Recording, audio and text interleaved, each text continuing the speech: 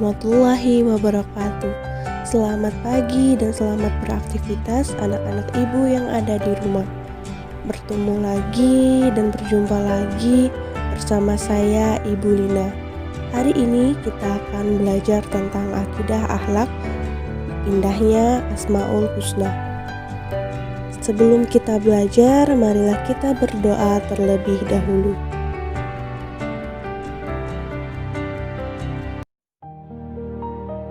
Berbicara tentang keindahan Al-Asmaul Husna atau nama-nama Allah SWT yang maha indah, itu berarti kita membicarakan suatu kemahaindahan yang sangat sempurna dan di atas semua kemahaindahan yang tidak mampu digambarkan oleh akal pikiran manusia. Karena Allah SWT adalah zat yang maha indah dan sempurna dalam semua nama dan sifatnya. Karena kemahaindahan dan kemahasempurnaan inilah, maka tidak ada seorang makhluk pun yang mampu membatasi pujian dan sanjungan yang pantas bagi kemuliaannya. Bahkan Rasulullah SAW menggambarkan hal tersebut dalam sebuah doa beliau. Doa beliau yang terkenal yang terkandung dalam hadis riwayat Muslim 486 yang artinya, aku tidak mampu menghitung, membatasi pujian sanjungan terhadapmu. Engkau adalah sebagaimana pujian dan sanjungan yang engkau peruntukkan bagi dirimu. Maka sebagaimana kesempurnaan sifat-sifat Allah Subhanahu wa Ta'ala yang tidak terbatas, demikian pula pujian dan sanjungan baginya pun tidak terbatas. Karena apa? Karena pujian dan sanjungan itu sesuai dengan zat yang dipuji.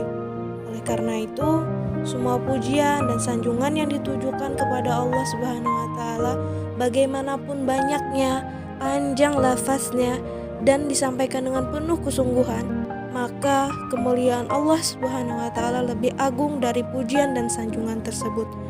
Kekuasaannya pun lebih mulia, sifat-sifat kesempurnaannya lebih besar dan banyak, serta karunia dan kebaikannya kepada makhluknya lebih luas dan sempurna. Sebagaimana Allah Subhanahu wa Ta'ala juga menegaskan dalam Al-Quran bahwa tidak ada satu makhluk pun di dunia ini yang mampu membatasi dan menuliskan dengan tuntas semua bentuk keagungan dan keindahan nama-nama dan sifatnya, bagaimanapun besar dan luasnya makhluk tersebut. Hal tersebut terkandung dalam surah Al-Kahfi ayat 109. لو كان البحر مدادا لكلمات ربي لنفد البحر قبل أن تنفد كلمات ربي لنفد البحر قبل أن تنفد كلمات ربي ولو جئنا بمثله مددا. Artinya, katakanlah, kalau sekiranya lautan menjadi tinta untuk menulis kalimat-kalimat Robku, sungguh habislah lautan itu sebelum habis ditulis kalimat-kalimat Robku. Meskipun kami datangkan tambahan sebanyak itu pula.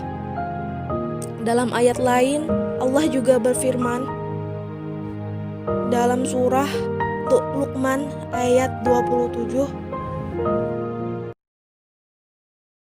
ولو أن ما في الأرض من شجرة أقلام والبحر يمده من بعده 7 أبحر ما نفدت كلمات الله إن الله عزيز حكيم. Dan seandainya pohon-pohon di bumi menjadi pena dan laut menjadi tinta, ditambahkan kepadanya 7 laut lagi sesudah keringnya, niscaya tidak akan habis-habisnya ditulis kalimat Allah. Sesungguhnya Allah maha perkasa lagi maha bijaksana. Dalam ayat ini Allah Subhanahu wa Ta'ala berfirman memberitakan tentang keagungan, kebesaran dan kemuliaannya, serta nama-namanya yang maha indah, sifat-sifatnya yang maha tinggi dan kalimatnya yang maha sempurna. Tidak ada seorang pun yang mengetahui hakikat dan mampu membatasi ataupun menghitungnya.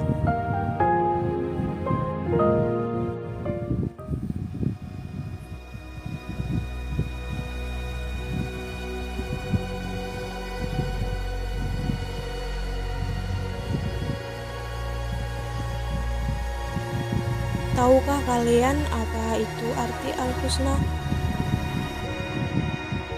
Al-Husna adalah yang maha indah. Dalam ayat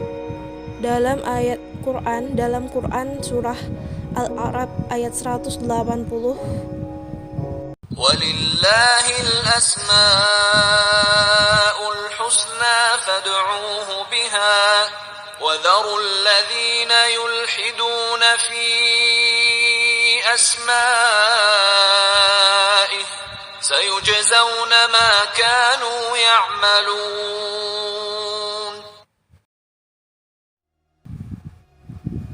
yang artinya hanya milik Allah lah Asmaul Husna, nama-nama yang maha indah. Maka berdoalah kepadanya dengan nama-nama itu, dan tinggalkanlah orang-orang yang menyimpang dari kebenaran